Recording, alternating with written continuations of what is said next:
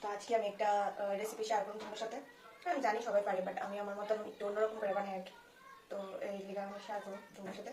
তো আজকে আমি বানাবো মাছের মাথার একটা মানে পেঁয়াজি আর কি। তো এটা আমার অনেক ফেভারিট, খাই আমার অনেক ভালো লাগে।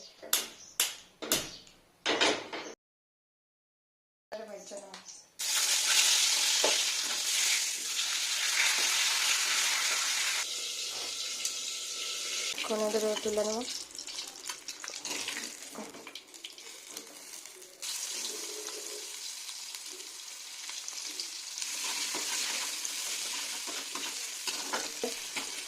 তারপরে দিয়ে দিব একটু রসুন।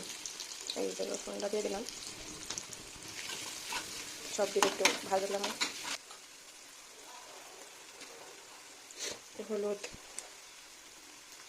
জিরা, ধনিয়া, লঙ্কা, একটু ঝাল ঝাল করে খেতে ভালো লাগে।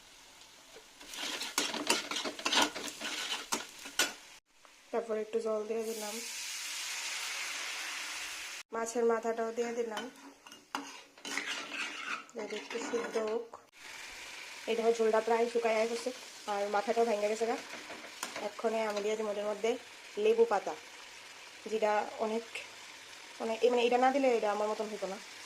তারপরে ধনিয়া পাতা, লেবু পাতাটা মাস্ট দিতেই লাগবে।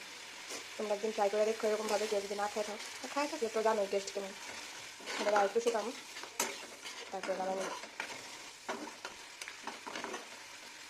তো এটা আমার রেসিপি, খাওয়ার সময় দেখাবো, ঠিক আছে?